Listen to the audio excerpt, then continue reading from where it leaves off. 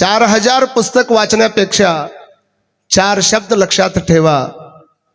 त्यात तो 2 भूल जावा. 2 ಮರೆತು ಬಿಡ್ರಿ, ವಿಸरून टाका. 2 ಲಕ್ಷಾತ್ ठेवा. 2 ಶಬ್ದವನ್ನ ನಾವು ತಲೆಯಾಗಿ ಇಟ್ಕೊಳ್ಳಬೇಕು.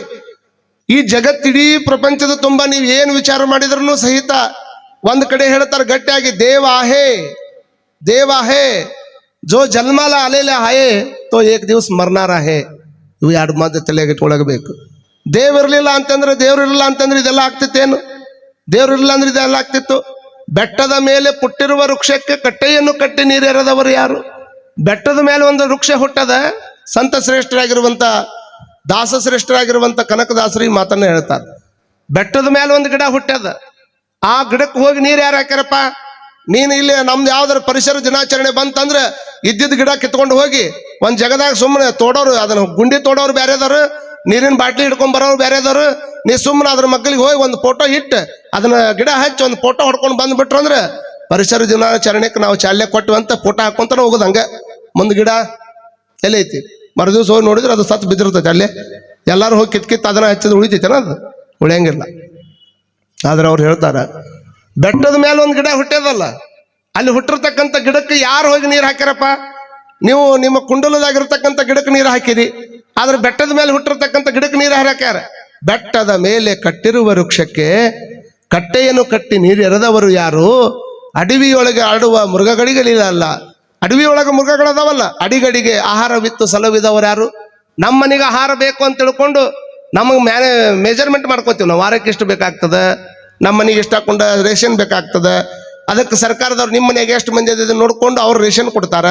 ಅವ್ರದ್ದೊಂದು ದೊಡ್ಡ ಎಲ್ಲ ನಾಗರಿಕ ಆಹಾರನ ಸರಬರಾಜು ಅಂತ ತಿಳ್ಕೊಂಡು ಒಂದು ದೊಡ್ಡ ಇಲಾಖೆ ಐತಿ. ನಮ್ಮ ದೇಶಕ್ಕೆ ಎಷ್ಟು ಆಹಾರ ಬೇಕನ್ನುವಂಥದ್ದನ್ನು ಅವ್ರು ತಯಾರು ಮಾಡಿ ಇಟ್ಕೋತಾರ. ವಿಚಾರ ಮಾಡ್ಕೊಡ್ರಿ, ಇಷ್ಟ ಹಾಕೊಂಡ ಆಹಾರ ತಯಾರು ಮಾಡ್ಕೊಂಡು ಇಟ್ಕೊಂಡಾಗ ಯಾವ್ದನ್ನ ತಗೋಬೇಕು, ಯಾವ್ದನ್ನ ಹೊರಗೆ ಕಳಿಸ್ಬೇಕು ಅನ್ನುವಂಥ ಸರ್ಕಾರ ಮಾಡ್ತದ. ಆದ್ರೆ ಎಂದ ಜಗತ್ತು ಹುಟ್ಟದ ಜಸ್ಟ್ ಒಂದು ಖಾನಾವಳಿ ಒಳಗೆ ಹೋಗಿ ಊಟ ಮಾಡಿ ಬಂದ್ರೆ 50ರಿಂದ 100 ರೂಪಾಯಿ ರೊಕ್ಕ ಕೊಟ್ಟು ಬಿಲ್ ಕೊಟ್ಟು ಬರ್ತೀರಿ. ಒಂದು ಖಾನಾವಳಿ ಒಳಗೆ ಊಟ ಮಾಡಿ ಬಂದ್ರೆ 50ರಿಂದ 100 ರೂಪಾಯಿ ರೊಕ್ಕ ಕೊಟ್ಟು ಬಿಲ್ ಕೊಟ್ಟು ಬರ್ತೀರಿ. ಆದ್ರೆ ಎಂದ ಜಗತ್ತು ಹುಟ್ಟದ ಅಂದಲಿಂದ ಕೇವಲ ಮನುಷ್ಯಗಟ್ಟ ಅಲ್ಲ, ಹುಟ್ಟಿರುವಂತ ಜೀವ ಇರತಕ್ಕಂಥ ಎಲ್ಲ ಪ್ರಾಣಿಗಳ ಆಹಾರವನ್ನು ಕೊಟ್ಟಿರ್ತಕ್ಕಂಥ ಭಗವಂತ 1 ರೂಪಾಯಿ ಬಿಲ್ ಕೇಳ್ಯಾನ ನಿಮ್ಮನ್ನ. ಅದನ್ನೇ ಜಯವರ್ದಾಸಿಮಯ್ಯನವ್ರು ಹೇಳಿದರು. ಏನಂತ? ಇಳೆ ನಿಮ್ಮ ದಾನ, ಬೆಳೆ ನಿಮ್ಮ ದಾನ, ಎತ್ತು ಉತ್ತು ಬಿತ್ತು ಎಲ್ಲ ನಿಮ್ಮ ದಾನ. ಮತ್ತೆ ಇಷ್ಟು ಕೊಟ್ಟವನ್ನ ಒಂದ್ ಸ್ವಲ್ಪ ನೆನಪಿನಾಗ ಇಟ್ಕೋಬೇಕಲ್ಲ, ಇಷ್ಟು ಕೊಟ್ಟವ್ ನೆನಪಿನಾಗ ಇಟ್ಕೋಬೇಕಿಲ್ಲ. ಅದ ಏನಲ್ಲ, ಅರ್ಧ ತೊಲಿ ಉಂಗುರ ಹಾಕಿರುವಂತ ಮಾವಂದ ಬಗ್ಗೆ ಪ್ರಚಾರ ಭಾಳ ಆಕತಿ. ನಮ್ಮ ಮಾವು ಕೊಟ್ಟಾನ್ರಿ, ನಮ್ಮ ಮಾವು ಕೊಟ್ಟಾನ್ರಿ. ಮೂಗನ್ಯಾಗ ನತ್ತು ಕೊಟ್ರ ನತ್ತು ಭಯಂಕರ ಹೊಗಳ್ತಾರ. ಆದ್ರೆ ಮೂಗು ಕೊಟ್ಟ ನನ್ನ ಪರಮಾತ್ಮ. ಮೂಗ ಇರ್ಲಿಲ್ಲ ಅಂದ್ರೆ ನತ್ತು ಎಲ್ಲಿಂದ ಹಾಕೊಳ್ಳೋರು ನೀವು? ಮೂಗ ಇರ್ಲಿಲ್ಲ ಅಂದ್ರೆ ನತ್ತೆಲ್ಲಿಂದ ಹಾಕೊಳ್ಳೋರು. ಹಾಗಾಗಿ ನತ್ ಕೊಟ್ಟವನು ಹೊಗಳೋದಕ್ಕಿಂತ ಮೂಗು ಕೊಟ್ಟವನು ಹೊಗಳಬೇಕು. ಕೇವಲ ಪ್ರಕೃತಿ ಒಳಗಿರ್ತಕ್ಕಂಥ ವಸ್ತುಗಳನ್ನು ಹೊಗಳೋದಕ್ಕಿಂತ ಪ್ರಕೃತಿಯನ್ನು ನಿರ್ಮಾಣ ಮಾಡಿರ್ತಕ್ಕಂಥ ಭಗವಂತನನ್ನು ಹೊಗಳಬೇಕು. ಇದು ನಮ್ಮ ದೇಹ ಆಗ್ಬೇಕನ್ನುವಂಥದ್ದನ್ನು ತಿಳಿಯಾಗಿಟ್ಕೊಳ್ಬೇಕಾಗ್ತದೆ. ಅವನಿಗೆ ದೇವ ಅಂತಾನೆ. ದೇವಾಯೇ सिनेमा थिएटर मध्ये चित्र दिसतोय, पण ऑपरेटर कधी दिसत नाही ना. सिनेमा थिएटर ಒಳಗೆ ಚಿತ್ರ ದಿಸ್ತೈ, ನೀವು ಹೋಗಿ ಕುಂದಿರ್ತೀರಿ, ಚಿತ್ರ ಕಾಣ್ತದೆ ನಿಮ್ಗೆ. ಯಾರು ಒಬ್ಬರು ಆಪರೇಟರ್ ನೋಡ್ರಿ, ಆಪರೇಟರ್ ಇರ್ಲಿಲ್ಲ ಅಂತ ಅಂದಿದ್ರ ಆಪರೇಟರ್ ನಸ್ಲಾತರ ಚಿತ್ರ ದಿಸ್ತೋಯ್ ಕಾಯ್ ದಿಸ್ತೋಯ್ ನೈ. ನಮ್ಗೆಲ್ಲರಿಗೂ ಗೊತ್ತದ ಆಪರೇಟರ್ ಇರ್ಲಿಲ್ಲ ಅಂತಂದ್ರೆ ಚಿತ್ರ ಕಾಣ್ಲಿಕ್ಕೆ ಸಾಧ್ಯನೇ ಇಲ್ಲ. ಹಂಗಂತ ತಿಳ್ಕೊಂಡು ಆಪರೇಟರ್ ಇರ್ಲಿಲ್ಲ ಅಂತಂದ್ರೆ ಚಿತ್ರ ನಮ್ಗೆ ಕಾಣಂಗಿಲ್ಲ. ನಿಮ್ಗೆಲ್ಲರಿಗೂ ಗೊತ್ತದ, ನಾವು ಪರದೆ ಮೇಲೆ ಒಂದು ಚಿತ್ರವನ್ನ ಕಾಣಕತ್ತೀವಿ ಅಂತಂದ್ರೆ ಆ ಪರದೆ ಹಿಂದೆ ಒಬ್ಬ ಚಿತ್ರಕಾರ ಒಬ್ಬ ಚಿತ್ರವನ್ನು ಬಿಡಾಕತ್ತಾನ. ಅದನ್ನ ನೋಡಿ ನಾವು ಹೆಂಗ ಆನಂದ ಪಡಾಕತ್ತೀವಲ್ಲ, ಜಸ ಸಿನಿಮಾ ಥಿಯೇಟರ್ ತಸ ಈ ಜಗತ್ತನ್ನುವಂಥದ್ದು ಸಹಿತ ಒಂದು ಸಿನಿಮಾ ಥಿಯೇಟರ್ ಇದ್ದಂಗದ. ಭಗವಂತ ಅನ್ನುವಂಥವನು ನಮ್ಮನ್ನ ನಿಮ್ಮನ್ನ ಎಲ್ಲರನ್ನ ಚಿತ್ರವನ್ನು ಮಾಡಿ ಎಷ್ಟು ಅದ್ಭುತವಾಗಿರ್ತಕ್ಕಂಥ ಕ್ರಿಯೇಷನ್ ನೋಡ್ರಿ. ಅವನು ಚಿತ್ರವನ್ನು ನವಿಲಿ ನೋಡು, ವಿಚಿತ್ರವನ್ನು ಗಗನದೋಳು. ಎಷ್ಟು ಅದ್ಭುತವಾಗಿರ್ತಕ್ಕಂಥ ವಿಚಿತ್ರ ಇಟ್ಟಾನಂತ ಮಾಡ್ರಿ ನೀವು ಗಗನದಾಗ. ಏನ್ರಿ, ಭೂಮಿಯಿಂದ 15 ಕೋಟಿ ಕಿಲೋಮೀಟರ್ ದೂರ ಇರತಕ್ಕಂಥ ಸೂರ್ಯ, ಅವನ ಕಿರಣಗಳು ಬಂದು ಭೂಮಿ ಮುಟ್ಟಬೇಕಾದ್ರೆ 8 ನಿಮಿಷ 20 ಸೆಕೆಂಡ್ ತಗೊಂತದ್ದು. 8 ನಿಮಿಷ 20 ಸೆಕೆಂಡ್ 8 ನಿಮಿಷ 20 ಸೆಕೆಂಡ್ ಬರ್ಬೇಕಾದ್ರೆ 3 ಲಕ್ಷ ಕಿಲೋಮೀಟರ್ ಸ್ಪೀಡ್ನ್ಯಾಗ ಭೂಮಿ ಕಡೆ ಬರ್ತಾನವ. 3 ಲಕ್ಷ ಕಿಲೋಮೀಟರ್ ಸ್ಪೀಡ್ನ್ಯಾಗ ಬರ್ತಾನ. ಮತ್ತೆ ಅಷ್ಟು ದೂರ ಅದಾನಂತ ತಿಳ್ಕೊಂಡು ನಾವು ಎಲ್ಲರೂ ಭಾಳ ಚಂದ ಇನ್ನೂ ಬದುಕಾಕತ್ತೀವಿ.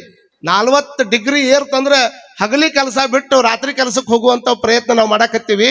ಇನ್ನು 40ರಿಂದ ಏರ್ಕೊಂತ ಹೊಂಟತು ಅಂತಂದ್ರೆ ಹಿಮ ಎಲ್ಲ ಕರಿಗ್ ಹೋಗ್ತದ, ನೀರೆಲ್ಲ ಸುಟ್ಟು ಹೋಗ್ತದ, ನೀರ ಭೂಮಿ ಮೇಲೆ ಉಳಿಲ್ಲ ಅಂದ್ರೆ ಮನುಷ್ಯರು ಯಾರು ಬದುಕಾಗೋದಿಲ್ಲ, ಪ್ರಾಣಿ ಪಕ್ಷಿಗಳು ಬದುಕಾಗೋದಿಲ್ಲ. ಮನುಷ್ಯ ಹೋದ ಮೇಲೇನೂ ಕೆಲವು ಪ್ರಾಣಿ ಪಕ್ಷಿಗಳು ಬದುಕ್ಬೋದು, ಆದ್ರೆ 50 ಮೇಲೆ ಹೋದ್ರೆ ಮನುಷ್ಯ ಬದುಕೋದು ಬಹಳ ಕಷ್ಟ ಐತಿ. ಎಷ್ಟು ಚಲೋ ಮೇಜರ್ಮೆಂಟ್ ಇರಬೇಕು ಭಗವಂತಂದು. ಒಂದು ಮನೆ ಕಟ್ಟಬೇಕಾದ್ರೆ 11 ಫೂಟಿಗೆ ಸ್ಲ್ಯಾಬ್ ಹಾಕ್ಬೇಕಂತೀವಿ, ಆದ್ರೆ ಇಲ್ಲಿಂದ ಹಿಡ್ಕೊಂಡು 15 ಕೋಟಿ ಕಿಲೋಮೀಟರ್ ದೂರ ಇಟ್ರೆ ಈ ಭೂಮಿ ಬದುಕ್ತೈತೆ ಅಂತ ತಿಳ್ಕೊಂಡು ಇಷ್ಟು ಚಂದ ತಯಾರು ಮಾಡಿ ನಮ್ಮನ್ನು ಚಂದ ಬದುಕ್ ಬಾ ಅಂತ ತಿಳ್ಕೊಂಡು ಬಿಟ್ಟಾನಲ್ಲ, ಇದಕ್ಕರ ಅವನು ಬೇಗ ಒಂದಿಷ್ಟು ಧನ್ಯವಾದಗಳನ್ನ ನಾವು ಹೇಳ್ಬೇಕಾಗ್ತದೆ. ಹೌದಲ್ಲ? ಅನಿಸ್ತದಲ್ಲ? ಹಂಗೆ ಎಷ್ಟು ಕೃಪಾ ತೋರಿ ನೋಡ್ರಿ ಭಗವಂತ ನಮ್ಮ ಮೇಲೆ. ಎಷ್ಟು ಕೃಪಾವನ್ನು ತೋರಿ ಭೂಮಿಯನ್ನು ಚಂದಗಿಟ್ಟು ಏನಾದ್ರೂ ಒಂದು ಮಾಡ್ಬೇಕಲ್ಲ ಇಲ್ಲಿ ಭಗವಂತ. ಎಷ್ಟು ಅದ್ಭುತವಾದಂತ ಶರೀರವನ್ನ ಕೊಟ್ಟಾನ. ಚಿತ್ರವನ್ನು ನವಿಲಿ ನೋಡು, ನವಿಲಿನ ಚಿತ್ರ ನೋಡ್ರಿ ನೀವು, ಎಷ್ಟು ಬಣ್ಣ ಇಟ್ಟಾನ ಅದಕ್ಕೆ, ಎಷ್ಟು ಚಲೋ ಬಣ್ಣ ಇಟ್ಟಾನ. ಇಷ್ಟು ಚಲೋ ಬಣ್ಣವನ್ನು ನೀವು ಎಷ್ಟು ಚಲೋ ಕುಂಚ ತಗೊಂಡು ಬರೋದ್ರು ಬರೆಯಕ್ ಆಗೋದಿಲ್ಲ. ಕಾಮನ್ ಬಿಲ್ಲನ್ನು ನೋಡ್ರಿ ನೀವು, ಅಲ್ಲಿ ಯಾರು ಹೋಗಿ ಅದನ್ನ ಬಣ್ಣ ಬಿಡಿಸ್ಯಾರ? ಒಂದ್ ಯಾವ್ದಾದ್ರು ಚಲೋ ಚಿತ್ರ ಬಿಡಿಸಿದ್ರೆ ಅದನ್ನ ತಗೊಂಡು ಹೋಗಿ ಲಕ್ಷಗಟ್ಟಲೆ ರೊಕ್ಕ ಕೊಟ್ಟು ತಗೊಂಡಿರ್ತೀರ ಅನ್ನೋದಾದ್ರೆ ಭಗವಂತನ ಚಿತ್ರ ಎಷ್ಟ್ರಿ. ಅದ್ರ ಕಣ್ಣುಗಳು ನಿಲ್ಲಲೆ ನವಿಲೆ ನಿನ್ನ ಕಣ್ಣ ಬಣ್ಣಗಳೇಸು ಹೇಳ್ತಾರ ಒಂದ್ ಕಡೆ. ನಿಲ್ಲಲೆ ನವಿಲೆ ನಿನ್ನ ಕಣ್ಣ ಬಣ್ಣಗಳೇಸು, ಎಲ್ಲವನ್ನು ಮಾಡಿದ ಆ ಪರಮಾತ್ಮನಲ್ಲಿ ಏನು ತೋರಿಸಬಾರೆ. ಆರದಾರತಿ ಹಿಡಿದು ಹಾರುತ್ತಿರುವವಳಾರೇ ಏ ಹೊಣ್ಣಿ ನಿಲ್ಲೆ ಹೇಳ್ತಾರೆ. ರಾತ್ರಿ ಒಳಗ ಲೈಟಿನ ಹುಳ ಅಂತಿರ್ತಾವಲ್ಲ, ಲೈಟಿನ ಹುಳ ಹಿಂಗ್ ಹೋಗ್ಬೇಕಾದ್ರೆ ಹೇಳ್ತಾರ ಅವ್ರು. ಯಾರು ಹೇಳ್ಯಾರ ಇದನ್ನ? ಮಧುರಚಂದ್ರ ಹೇಳ್ಯಾರ. ನಿಮ್ಗೆ ಗೊತ್ತಿರ್ಲಿ. ಆರದಾರತಿ ಹಿಡಿದು ಹಾರುತ್ತಿರುವವಳಾರೇ ಏ ಹೊಣ್ಣಿ ನಿಲ್ಲೆ, ನಿನ್ನನ್ನು ಬೆಳಕಿನೊಳಗೆ ನನ್ನ ಒಡೆಯನನ್ನ ಒಂದಿಷ್ಟು ಕಾಣ್ತಾನಂದ್ರೆ ನೋಡ್ತೀನಿ ತಡಿ ಅಂತ ತಿಳ್ಕೊಂಡು ನನ್ನನ್ನು ಒಡೆಯನನ್ನ ತೋರ್ಸಾಕ್ ನಿಲ್ಲು ಅಂತ ತಿಳ್ಕೊಂಡು ಅದಕ್ಕೆ ಪ್ರಶ್ನೆಯನ್ನು ಮಾಡುವಂತ ಪ್ರಯತ್ನ ಮಾಡ್ತಾರೆ. ಒಟ್ಟಾರೆಯಾಗಿ ಪರಮಾತ್ಮ ಅನ್ನುವಂಥವನು ಕಣ್ಣಿಗೆ ಕಂಡಿಲ್ಲ ಅಷ್ಟೇ, ಆದ್ರೆ ಅವ ಅದಾನ ನಿರಾಕಾರವಾಗಿರ್ತಕ್ಕಂಥ ಪರಮಾತ್ಮನನ್ನ ನೋಡ್ಬೇಕನ್ನೋ ಕಾರಣಕ್ಕನೇ ಸಾಕಾರವಾಗಿರ್ತಕ್ಕಂಥ ಲಿಂಗವನ್ನ ಅಪ್ಪ ಬಸವಣ್ಣನವ್ರು ನಮ್ಮ ಕೈಯಾಗ ನಿಮ್ಮ ಕೈಯಾಗ ಎಲ್ಲ ಕೊಟ್ರು ಅನ್ನುವಂಥದ್ದನ್ನ ತಾವೆಲ್ಲರೂ ತಲೆಯಾಗ ಇಟ್ಕೊಳ್ಬೇಕಾಗ್ತದೆ. ಯಾವ್ದಾದ್ರು ಒಂದು ನೋಡ್ಬೇಕಾದ್ರೆ ಅದೊಂಥರ ಯೂನಿಫಾರ್ಮ್ ಇದ್ದಂಗ, ಆದ್ರ ಲಿಂಗನೇ ಪೂರ್ಣ ಪ್ರಮಾಣದಾಗ ದೇವ್ರಂತ ನಾ ಹೇಳಕತ್ತಿಲ್ಲ.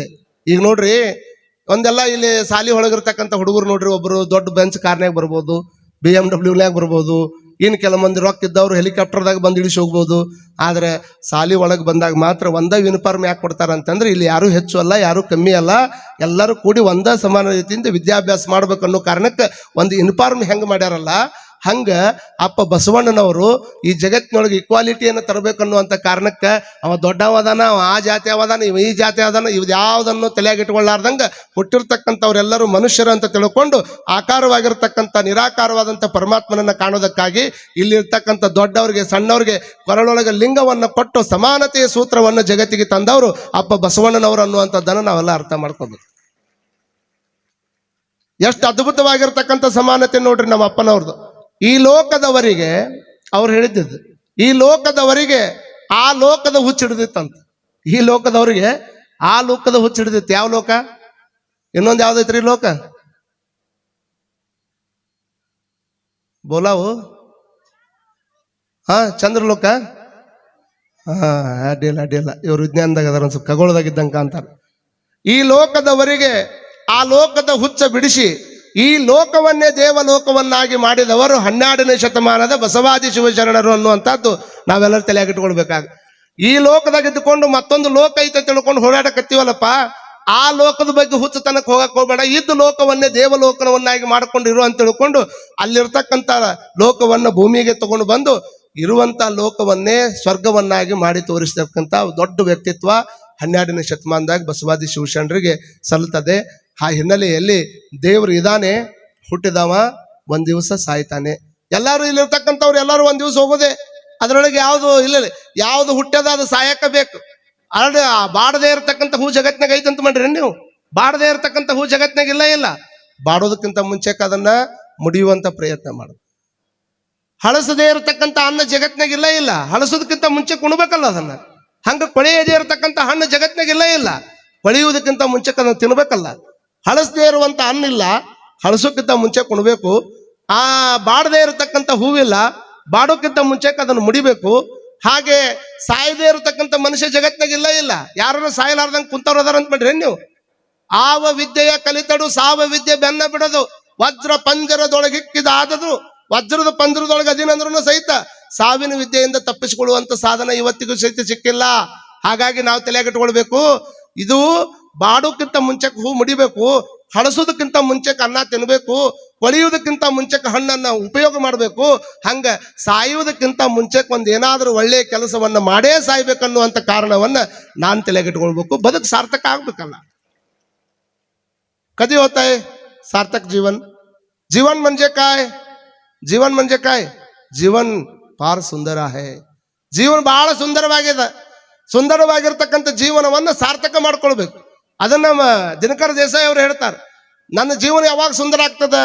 ನನ್ನ ಜೀವನ ಸುಂದರ ಆಗುವಂತದ್ದು ರೊಕ್ಕ ಗಳಿಸಿದಾಗ, ಮನಿ ಕಟ್ಕೊಂಡಾಗ, 4 ಮಂದಿ ಮನಿ ತಪ್ಪಿಸಿ ನನ್ನ ಮನಿ ಹೈಟ್ ಮಾಡ್ಕೊಂಡಾಗ ಜೀವನ ಸುಂದರ ಆಗೋದಿಲ್ಲ. ಅವ್ರೇನ್ ಹೇಳ್ತಾರೆ ಗೊತ್ತೇನು? ಎನ್ನ ದೇಹದ ಬೂದಿಯನ್ನು ಹೋಗಿ ಬಿಡಿ ಭತ್ತ ಬೆಳೆಯುವಲ್ಲಿ.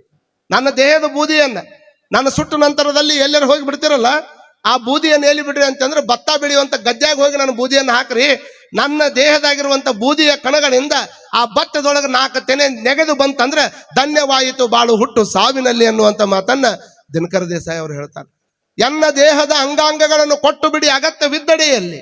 ನನ್ನ ದೇಹದೊಳಗಿರ್ತಕ್ಕಂಥ ಅಂಗಾಂಗಗಳನ್ನ, ನನ್ನ ಕಣ್ಣದ, ನನ್ನ ಕಿಡ್ನಿ ಅದಾವ, ಮತ್ತು ಬ್ರೈನ್ ಟ್ಯೂಮರ್ ಆಯ್ತು ಅಂದ್ರೆ ಎಲ್ಲ ಅಂಗಾಂಗಗಳನ್ನು ತೆಗೆದು ಹಾಕಕ್ ಬರ್ತದ. ಅದಕ್ಕೆ ಅವ್ರು ಹೇಳ್ತಾರೆ, ನನ್ನ ದೇಹದ ಅಂಗಾಂಗಗಳನ್ನು ಕೊಟ್ಟು ಬಿಡಿ ಅಗತ್ಯವಿದ್ದಡೆಯಲ್ಲಿ ಕೊಟ್ಟು ಬಿಡ್ರಿ. ಅದರಲ್ಲಿಂದ 4 ಮಂದಿ ಜೀವ ಉಳಿಯಿತು ಅಂದ್ರೆ ಧನ್ಯವಾಯಿತು ಹುಟ್ಟು ಬದುಕು ಸಾವಿನಲ್ಲಿ. ಎಷ್ಟು ಚಲೋ ಹೇಳ್ಯಾರ ನೋಡ್ರಿ. ದೇವರಿಗೆ ಬಹಳಷ್ಟು ಮಂದಿ ಕಣ್ಬಟ್ಟು ಕೊಡ್ತೀವಿ ನಾವು. ದೇವರಿಗೆ ಕಣ್ಬಟ್ಟು ಕೊಡ್ತೀರಿ, ನಿಮ್ ಭಕ್ತಿ ನೀವು ಕೊಡ್ರಿ, ಅದ್ರ ಬಗ್ಗೆ ನಾ ಏನು ತಕರಾರು ಹೇಳುವುದಿಲ್ಲ. ಆದ್ರೆ ದೇವರಿಗೆ ಕೇವಲ ಕಣ್ಣು ಬಟ್ಟು ಕೊಡೋದ್ರಿಂದ ದೇವ್ರು ಒಲಿತಾನ ಅಂತ ತಿಳ್ಕೊಳಕ್ ಹೋಗ್ಬೇಡ್ರಿ. ದೇವ್ರು ಯಾವಾಗ ಒಲಿತಾನಂದ್ರ ಜಗತ್ತ ನಿರ್ಮಾಣ ಮಾಡಿ ಅವಾಗ ಕಣ್ಣು ತಕೊಂಡು ಕುಂತಾನಂತ ತಿಳ್ಕೊಂಡು ನಮ್ದೆಲ್ಲ ಕೆಲಸ ಚಲೋ ನಡೆದದ. ಮತ್ತ ಅವಾಗ ಕಣ್ಣು ಮುಚ್ಚಿದ ಅಂತಂದ್ರೆ ನಮ್ ಯಾವಾಗ ನಡೀತಾವ ಹಿಂಗ್ ಕೆಲಸ? ಹಾಗಾಗಿ ದೇವರಿಗೆ ಕಣ್ಣುಬಟ್ಟು ಕೊಡೋದಕ್ಕಿಂತ ಮುಂಚೆಕ ಬೆಳ್ಳಿ ಕಣ್ಣುಬಟ್ಟು ದೇವರಿಗೆ ಕೊಟ್ಟು ಹೋಗುವಂತ ಟೈಮ್ದೊಳಗೆ ನಾನೇನು ಈ ಜಗತ್ತನ್ನು ನೋಡ್ಬಿಟ್ಟಿನಲ್ಲ, ಎಷ್ಟು ವಿಶಾಲವಾಗಿರ್ತಕ್ಕಂಥ ಜಗತ್ತನ್ನು ಪರಮಾತ್ಮ ನಿರ್ಮಾಣ ಮಾಡ್ಯಾನ. ಈ ಜಗತ್ತನ್ನು ನಾನು ಸಾಯಿ ಮಠ ನೋಡಿನಿ. ನಾ ಸತ್ತ ಮೇಲೆ ಈ ಜಗತ್ತನ್ನು ಯಾರಿಗೆ ನೋಡಕ್ಕಾಗಿಲ್ಲ, ಅವರಿಗೆ ನನ್ನ ಕಣ್ಣಿನ ಮುಖಾಂತರವಾಗಿ ಅವ್ರ ಜಗತ್ ನೋಡುವಂಗಾಗಲಿ ಅಂತ ತಿಳ್ಕೊಂಡು ನಿನ್ನ ಕಣ್ಣು ದಾನ ಮಾಡಿ ಹೋದ್ರೆ ಮಾತ್ರ ಮ್ಯಾಗಿನ ಪರಮಾತ್ಮ ನಿನಗೆ ಮೆಸ್ತಾನ ಅನ್ನುವಂಥದ್ದನ್ನ ತಲೆಯಾಗಿಟ್ಕೋಬೇಕು. ಚಪ್ಪಾಳಿ ಹೊಡೆದವ್ರ ಲಿಸ್ಟ್ ಮಾಡಿ ಬರ್ಕೊಂಡು ಬಿಡ್ತೀನಿ ಈಗ ಹೆಸರು. ಅಯ್ಯೋ ಶಿವನಾಟ ಅಂತೀರಿ ನೀವು. ಜೀವನ ದೇಹನ ಹೋಗೈತೆ ಅಂದ ಮೇಲೆ ಕಣ್ಣು ಕೊಡಕ್ ಬಂದಿರೋದೇನ್ರಿ? ಜೀವ ಹೋಗೇ ಬಿಟ್ಟಿರ್ತೈತಲ್ಲ. ನೀವೇನ್ ತಿಳ್ಕೊಂಡಿರ್ಬೇಕು? ಏನ್ರಿ ಕಣ್ಣಾಗ ಚಾಕು ಹಾಕಿ ಅಡ್ಡು ಹಿಂಗೆ ತೊಗೊಂಡು ಹಿಂಗೆ ತೆಗಿತಾರಂತ ಮಾಡ್ರಿ. ಅವ್ರು ಹಂಗಾರ ಹಾಕ್ಲಿ ಹಿಂಗಾರ ಹಾಕ್ಲಿ ಬೋಡೇಜರ್ ತಗೊಂಬಂದ್ ಕಿತ್ಕೊಳ್ಳಿ, ಅದನ್ನ ತೊಗೊಂಡು ಏನ್ ಮಾಡೋರು? ಹೋಗೇ ಬಿಟ್ಟದ ಜೀವಲ್ಲಿ. ಅವ್ರ ಮ್ಯಾಗಿನ ಲೆನ್ಸ್ ತಗೋತಾರ, ಅವ್ರು ತಗೊಳ್ಳೋದು ಬಹಳ ಸೂಕ್ಷ್ಮ ತಗೋತಾರ, ತಗೊಂಡಿದ್ದು ಗೊತ್ತಾಗೋದಿಲ್ಲ. ಹಾಗಾಗಿ ನಾನು ನೋಡಿದಿರುವಂತ ಜಗತ್ತನ್ನು ಇನ್ನೊಬ್ಬರು ನೋಡ್ಲಿ ಅನ್ನುವಂಥ ಕಾರಣಕ್ಕೆ ಅಂತಹ ಕಣ್ಣುಗಳನ್ನು ಒಂದಿಷ್ಟು ದಾನ ಮಾಡುವಂತ ಪ್ರಯತ್ನ ಮಾಡಬೇಕು. ಮತ್ತೆ ಒಂದ್ ಕಡೆ ಬಸವಣ್ಣನವ್ರು ಹೇಳ್ಯಾರ, ವ್ಯಾಧನೊಂದು ಮಲವ ಹೊಡೆ ಹಿಡಿದು ತಂದಡೆ ಸಲುವ ಹಾಗಕ್ಕೆ ಬಿಲಿವರಯ್ಯ, ನೆಲನಾಡುವ ಹೆಣನೆಂದರೆ ಒಂದ್ ಅಡಿಕೆ ಕೊಂಬರಿಲ್ಲ ನೋಡಯ್ಯ. ನೋಡ್ರಿ, ಈ ವಚನ ಹೇಳ್ಬೇಕಾದ್ರೆ ಇವತ್ತು ಅಪವಾದ ಅನಿಸೈತಿ ನಮ್ಗೆ. ಯಾಕಂತಂದ್ರೆ ಅವತ್ತಿನ ಕಾಲಕ್ಕೆ ಇಷ್ಟು ವಿಜ್ಞಾನ ಮುಂದುವರೆದಿರ್ಲಿಲ್ಲ. ಇವತ್ತ ಈ ದೇಹ ಹೋದ ಮೇಲೆ ಇದನ್ನ ಯಾರು ಕೊಂಬೋರಿಲ್ಲ ಅಂತ ತಿಳ್ಕೊಂಡು ಅಪ್ಪ ಬಸವಣ್ಣನವ್ರು ಅವತ್ತು ಹೇಳ್ಯಾರ. ಆದ್ರೆ ಅದನ್ನೊಂದು ಸ್ವಲ್ಪ ಸಾರ್ಥಕತೆ ಮಾಡ್ಕೋಬೇಕಾದ್ರೆ ಒಂದಿಷ್ಟು ಅದನ್ನ ಮಣ್ಣಾಗಿ ಹೋಗೋದಕ್ಕಿಂತ ಒಂದಿಷ್ಟು ಯಾರು ಸೈನ್ಸ್ ಅನ್ನು ಓದ್ತಿರ್ತಾರ ಅಂತ ಅವ್ರಿಗೆ ದೇಹವನ್ನು ದಾನ ಮಾಡೋದಕ್ಕೂ ಅವಕಾಶ ಐತೆ ಅನ್ನುವಂಥದ್ದನ್ನು ತಿಳ್ಕೊಳ್ಬೇಕು. ಬಹುತೇಕ ನನಗೆ ಗೊತ್ತಿದ್ದಂಗೆ ಇಲ್ಲೆಲ್ಲ ನಮ್ಮ ಬಾಗೇವಾಡಿ ಅಜ್ಜವ್ರಿಗೆ ಇಲ್ಕಲ್ಲ ಅಜ್ಜವ್ರಿಗೆ ಗೊತ್ತೈತಿ. ಇಲ್ಲೇ ಬೆಳಗಾವಿ KL ಹಾಸ್ಪಿಟಲ್ ಒಳಗೆ ಒಬ್ಬ ರಾಮಣ್ಣವರು ಅಂತ ತಿಳ್ಕೊಂಡು ಡಾಕ್ಟರು ಸ್ವತಃ ತಮ್ಮ ತಂದೆ ದೇಹವನ್ನೇ ತಂದೆ ಸತ್ತ ನಂತರದಲ್ಲಿ ತಂದೆ ದೇಹವನ್ನೇ ಹಾಸ್ಪಿಟಲ್ಗೆ ದಾನ ಮಾಡಿ ತಂದೆ ದೇಹವನ್ನೇ ಕೊರೆದು ಸೈನ್ಸ್ ವಿದ್ಯಾರ್ಥಿಗಳಿಗೆ ಪಾಠ ಮಾಡುವಂತ ಅಪರೂಪದ ಡಾಕ್ಟರ್ ಅಂದ್ರೆ ಒಬ್ಬರು ರಾಮಣ್ಣವ್ರ ಡಾಕ್ಟರ್ ಅಂತ ಅದಾರ. ಅವ್ರಿಗೊಂದು ಜೋರಾಗಿ ಚಪ್ಪಾಳಿ ಅಂತ ತಟ್ಟಬೇಕು.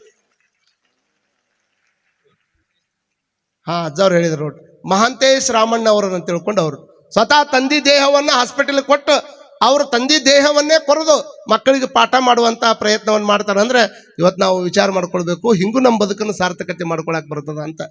ನಾನೇನೋ ಒಂದು ಪುರಾಣ ಹೇಳಕ್ ಬಂದೆ, ನೀವು ಕೇಳಿದ್ರಿ. ಎಲ್ಲಾರು ಹೇಳ್ಬೇಕಾದವ್ರು ಬಸವಣ್ಣನ ಚರಿತ್ರೆ ಹೇಳ್ಬೇಕಾದ್ರೆ ಹಂಗ ಹೇಳ್ಬೇಕಲ್ಲ. ಅದನ್ನ ಹಿಂಗ ಆಯ್ತು, ಕಲ್ಯಾಣದಾಗ ಹಿಂಗ್ ಮಾಡಿದ್ರು, ಹಿಂಗಿಂದ ಕ್ರಾಂತಿ ಆಯ್ತು, ಸಮಗಾರ ಹರಳೆನವರು ತಲೆ ಮೇಲೆ ಇದನ್ನ ಹೊತ್ಕೊಂಡ್ ಬಂದ್ರು, ಅದನ್ನ ಕೊಟ್ರು. ಇದನ್ನೆಲ್ಲರೂ ನಾವು ಕೇಳತ್ತೀವಿ. ಅದರ ಜೊತೆಗೆ ಅವತ್ತಿನ ಧರ್ಮದೊಳಗೆ ಅವ್ರು ಎಷ್ಟು ಆನಂದವಾಗಿ ಧರ್ಮದ ಒಳಗೆ ಎಷ್ಟು ಚಂದ ಬದುಕಿದ್ರು, ನಾವ್ ಹೆಂಗ್ ಬದುಕಾಕತ್ತೀವಿ, ನಮ್ಮ ಸಾರ್ಥಕತೆ ಏನು? ಅವ್ರು ಪ್ರತಿ ಕ್ಷಣವೂ ಸಹಿತ ಬದುಕನ್ನು ಸಾರ್ಥಕ ಮಾಡ್ಕೋಬೇಕಂತ ಬಡದಾಡಿದ್ರು. ನಾವ್ ಹೆಂಗ್ ಬಡ್ಕೊಳಕತ್ತೀವಿ?